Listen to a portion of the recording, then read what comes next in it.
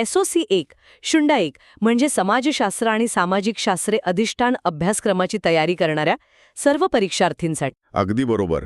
कारण ही संपूर्ण सोडवलेली प्रश्नपत्रिका म्हणजे ज्ञानाचा एक मोठा खजिनाच आहे. बरं, चर्चेला सुरुवात करण्यापूर्वी या परीक्षेचं एकंदर स्वरूप थोडक्यात समजून घेणं मला वाटतं आवश्यक आहे. नक्कीच, मी सांगेन त्याबद्दल.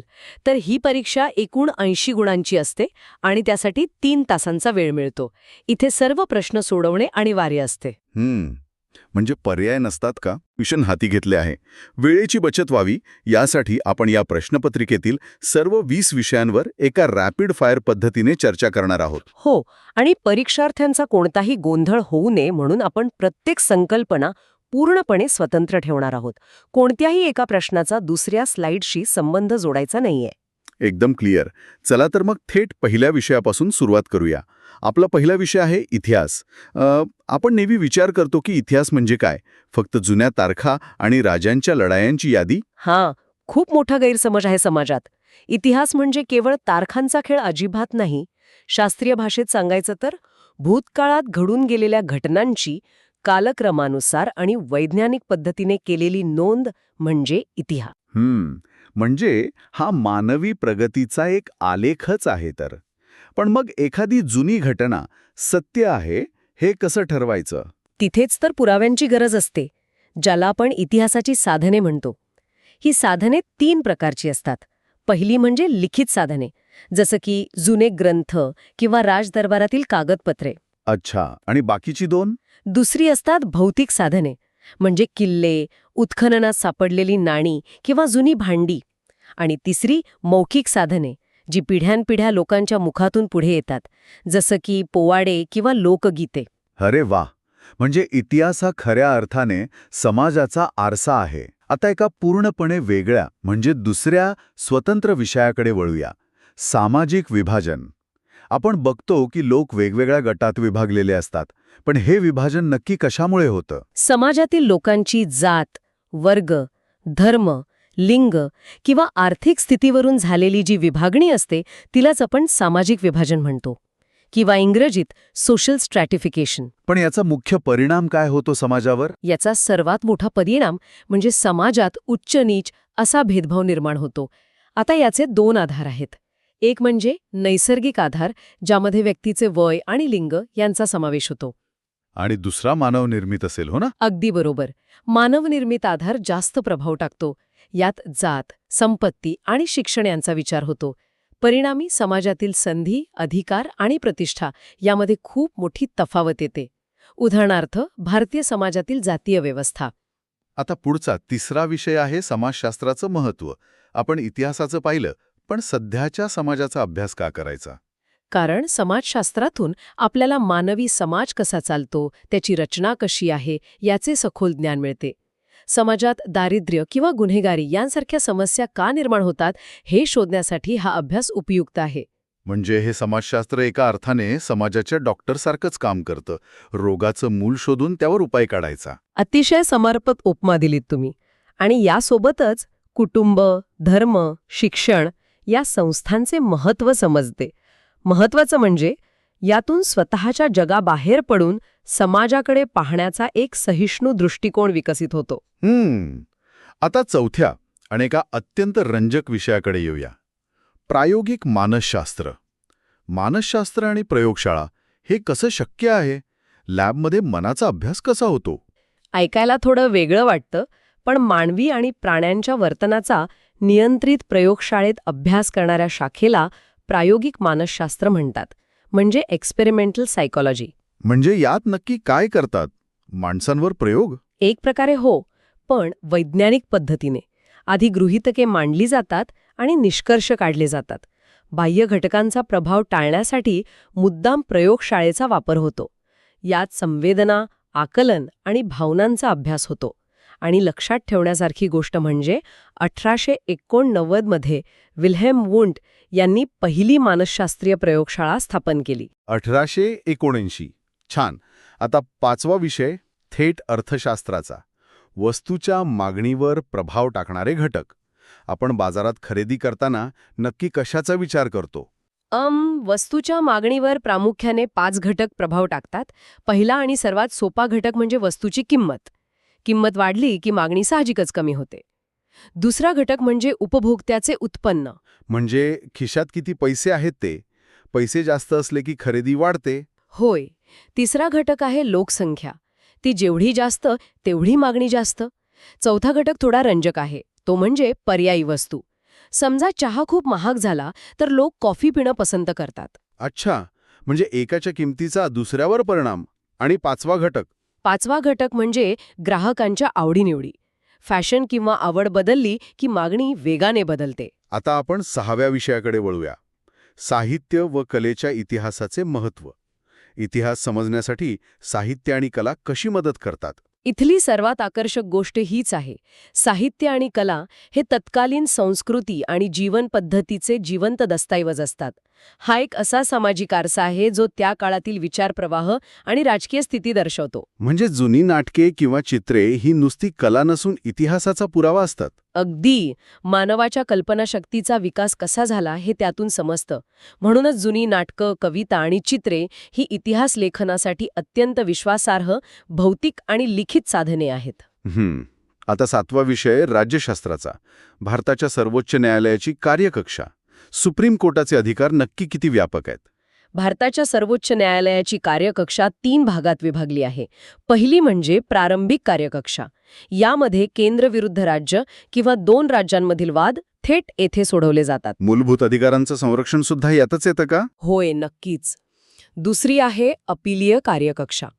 उच्च न्यायालयाच्या निर्णयाविरुद्ध येथे अपील करता येते. आणि तिसरी आहे सल्लागार कार्यकक्षा. कलम 143 नुसार राष्ट्रपतींना कायदेशीर प्रश्नांवर सल्ला देण्याचा अधिकार कोर्टाला आहे. आता 8वा विषय भूगोलाचा. पृथ्वीच्या परिवलनाचे परिणाम. पृथ्वी स्वतःभोवती फिरते हे आपल्याला माहितीये, पण त्याचे परिणाम काय? पृथ्वी स्वतःच्या अक्षाभोवती पश्चिमेकडून पूर्वेकडे फिरते, याला परिवलन म्हणतात. याचा सर्वात पहिला परिणाम म्हणजे दिवस आणि रात्र होणे. दुसरा म्हणजे दिशांची निश्चिती. सूर्य पूर्वेला उगवतो असा जो आपल्याला भास होतो तो यामुळेच. आणि वाऱ्यांवरही याचा काही प्रभाव पडतो? हो, वाऱ्यांच्या दिशा बदलणे, ज्याला कोरिओलिस परिणाम म्हणतात. आणि चौथा मोठा परिणाम म्हणजे समुद्रात येणारी भरती ओहोटी. ही केंद्रापसारी प्रेरणेमुळे निर्माण होते. आता 9वा विषय बघूया. नैसर्गिक निरीक्षण म्हणजे काय? हे म्हणजे एखाद्या गुप्तहेरासारखं निरीक्षण करण्यासारखं आहे का? तसंच काहीसं. कोणतीही कृत्रिम परिस्थिती निर्माण न करता व्यक्ती किंवा प्राणी त्यांच्या नैसर्गिक वातावरणात जसे वागतात त्याचं निरीक्षण करणं म्हणजे नैसर्गिक निरीक्षण, नॅचरलिस्टिक ऑब्झर्वेशन. यात संशोधक काहीच हस्तक्षेप करत नाही? अजिबात नाही. आणि लक्ष ठेवलं जाते हे त्या व्यक्तीला किंवा प्राण्याला माहीत नसतं. त्यामुळे त्यांचं वर्तन अगदी नैसर्गिक असतं. वन्य प्राण्यांचा किंवा लहान मुलांचा अभ्यास करण्यासाठी हे खूप उपयुक्त आहे. आता 10वा विषय बाजार म्हणजे काय? सामान्यतः आपण म्हणतो की बाजार म्हणजे एक जागा जिथे दुकाने असतात. पण अर्थशास्त्रीय व्याख्येनुसार बाजार म्हणजे एखादी जागा नव्हे, तर अशी व्यवस्था जिथे ग्राहक आणि विक्रेते वस्तू व सेवांच्या देवाणघेवाणीसाठी संपर्कात येतात. मग यासाठी आवश्यक घटक कोणते? 4 घटक महत्वाचे आहेत. खरेदीदार आणि विक्रेता, विशिष्ट वस्तू किंवा सेवा, दोघांना मान्य असलेली निश्चित किंमत आणि संपर्क व्यवस्था. हा संपर्क प्रत्यक्ष दुकानात किंवा ई-कॉमर्सद्वारे असू शकतो. 11वा विषय आहे राष्ट्रवाद. ही संकल्पना काय आहे? राष्ट्रवाद म्हणजे आपल्या राष्ट्राविषयी आणि मातृभूमीविषयी वाटणारी अत्यंत गाढ आणि निष्ठावान प्रेमाची भावना. याचे मुख्य घटक म्हणजे एकतेची भावना, म्हणजे आम्हीपणाची भावना. आणि देशासाठी काही करण्याची तयारी सुद्धा यात येते का? नक्कीच. निष्ठा आणि त्याग हा दुसरा घटक. आणि तिसरा म्हणजे सार्वभौमत्वाची आकांक्षा. देश स्वतंत्र असावा ही तीव्र इच्छा. भारताच्या स्वातंत्र्य लढ्यात याच भावनेने मोठी भूमिका बजावली. आता 12वा विषय सामाजिकीकरणाची वैशिष्ट्ये. हे सामाजिकीकरण म्हणजे नक्की काय? एका जैविक व्यक्तीचे म्हणजे बाळाचे एका सामाजिक व्यक्तीत रूपांतर होण्याच्या प्रक्रियेला सामाजिकीकरण म्हणतात. ही जन्मापासून मृत्यूपर्यंत चालणारी आजीवन प्रक्रिया आहे. म्हणजे समाजाचे नियम शिकण्याची प्रक्रिया. होय. याद्वारे संस्कृतीचे संक्रमण होते, व्यक्तीच्या वर्तनावर नियंत्रण ठेवले जाते. यात कुटुंब हे प्राथमिक साधन आहे, तर शाळा आणि प्रसारमाध्यमे ही दुय्यम साधने आहेत. यावरूनच आपला 13वा विषय येतो, द्वितीयक समूहाची वैशिष्ट्ये. प्राथमिक समूह कुटुंब असेल तर द्वितीयक समूह काय? समाजातील जे औपचारिक आणि मोठ्या आकाराचे गट असतात त्यांना द्वितीयक समूह म्हणतात.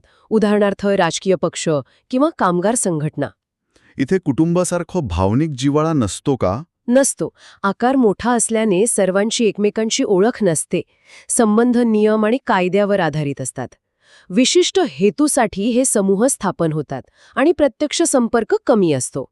आता 14वा विषय, कोळसा उत्पादक देश. जगात कोळसा उत्पादनात कोणते देश आघाडीवर आहेत? जगात सर्वाधिक उत्पादन आणि वापर चीनमध्ये होतो. त्यानंतर दुसरा क्रमांक आपल्या भारताचा लागतो. आपल्याकडे झारखंड, छत्तीसगडमध्ये मोठे साठे आहेत. आणि अमेरिका किंवा इतर देश? अमेरिका तिसऱ्या क्रमांकावर आहे. तिथे उच्च दर्जाचा कोळसा मिळतो. ऑस्ट्रेलिया हा प्रमुख उत्पादक आणि सर्वात मोठा निर्यातदार आहे. आणि रशियामध्येही विशाल साठे आहेत. 15वा विषय, पैशाचं महत्त्व. या जगात पैशाभोवतीच सगळं का फिरतं? कारण आधुनिक अर्थव्यवस्थेत पैशाची कार्ये खूप महत्वाची आहेत. हे विनिमयाचे माध्यम आहे. वस्तू विनिमयातील अडचणी यामुळे दूर झाल्या. आणि मूल्य ठरवण्यासाठी पण पैसाच लागतो. बरोबर, मूल्यमापनाचे साधन. तसेच भविष्यासाठी बचत करता येते, ज्याला मूल्यसंचय म्हणतात.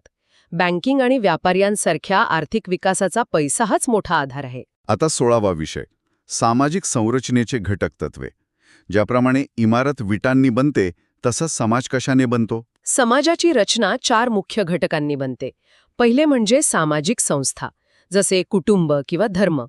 दुसरे म्हणजे मूल्य, जे समाजात काय योग्य अयोग्य हे ठरवतात. आणि समाजाचे नियम? ते तिसरे घटक, नियमने, व्यक्तीने कसे वागावे याची नियमावली. आणि चौथा घटक म्हणजे दर्जे आणि भूमिका, व्यक्तीचे समाजातील विशिष्ट स्थान आणि त्यानुरूप तिचे काम. 17वा विषय आहे नियंत्रण. सामाजिक नियंत्रण ही संकल्पना काय आहे? जणू गाडीचे ब्रेकच. अनौपचारिक नियंत्रण म्हणजे कुटुंब आणि मित्र जे प्रेमाने ठेवतात ते. हो, किंवा बहिष्काराच्या भीतीने. आणि दुसरे औपचारिक नियंत्रण म्हणजे कायदा, पोलीस आणि न्यायालय, जे सक्तीने लादलेले असते. समाज विघटनापासून वाचवण्यासाठी हे खूप आवश्यक आहे. 18वा विषय, नकाशाचे प्रकार. हे नकाशे कसे वर्गीकृत केले जातात? उद्देशानुसार नकाशाचे 3 प्रकार आहेत. पहिले राजकीय नकाशे, जे देश, राज्य आणि सीमा दर्शवतात. दुसरे प्राकृतिक नकाशे, जे पर्वत, पठारे आणि महासागर दाखवतात. आणि तिसरा प्रकार कोणता? उद्देशात्मक नकाशे, ज्याला थीमॅटिक मॅप्स म्हणतात. हे पावसाचे प्रमाण किंवा तापमानाचे वितरण अशा विशिष्ट विषयासाठी असतात. आता 19वा विषय, पठारांचे प्रकार. पठार म्हणजे नक्की काय? सभोवतालच्या प्रदेशापेक्षा उंचावर असलेल्या आणि सपाट माथा असलेल्या भूपृष्ठाला पठार म्हणतात. याचे 3 प्रकार आहेत. आंतरपर्वतीय पठार, जे पर्वतांनी वेढलेले असते, उदाहरण तिबेटचं पठार. दुसरे 2 कोणते? पर्वतपदीय पठार, ज्याच्या एका बाजूला पर्वत आणि दुसऱ्या बाजूला मैदान असते, उदाहरण पेंटागोनियाचे पठार. आणि तिसरे खंडीय पठार, जे अत्यंत विस्तीर्ण असते, जसे दख्खनचे पठार. आणि आता शेवटचा 20वा विषय, राज्य या संकल्पनेचे 4 मूलभूत घटक. एखादं राज्य कसं बनतं? राज्य निर्माण होण्यासाठी 4 गोष्टी लागतात. पहिली लोकसंख्या, दुसरा निश्चित भूप्रदेश, तिसरी म्हणजे कारभार चालवण्यासाठी शासन संस्था. आणि चौथा घटक? स्वातंत्र्य. राजकीय भाषेत त्याला सार्वभौमत्व म्हणतात. हा सर्वात महत्वाचा घटक आहे. अंतर्गत निर्णय घेण्याचे आणि बाह्य हस्तक्षेपापासून मुक्त असण्याचे सर्वोच्च अधिकार. खरंच आपण अत्यंत यशस्वीरित्या सर्व 20 प्रश्नांचे एकेका मिनिटाच्या मर्यादेत सखोल विश्लेषण पूर्ण केले आहे. समाजशास्त्र, इतिहास, भूगोल आणि अर्थशास्त्र या विषयांची स्वतंत्रपण उत्तम तयारी परीक्षार्थींसाठी पूर्ण झाली आहे. नक्कीच. आज आपण परीक्षेच्या नियमानुसार प्रत्येक प्रश्न पूर्णपणे स्वतंत्रपणे समजून घेतला. पण परीक्षा संपल्यानंतर या गोष्टींवर नक्की विचार करा.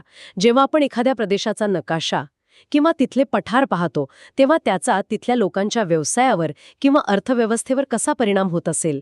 निसर्ग आणि समाजशास्त्राचा हा छुपा संबंध नक्कीच विचार करायला लावणार आहे. हा खरंच खूपच सुंदर आणि मोठा विचार आहे. तर सर्व परीक्षार्थींना आगामी परीक्षेसाठी खूप खूप शुभेच्छा. असेच अभ्यास करत राहा आणि नवीन प्रश्न विचारत राहा. आपण पुन्हा भेटूच. तोपर्यंत शिकत राहा.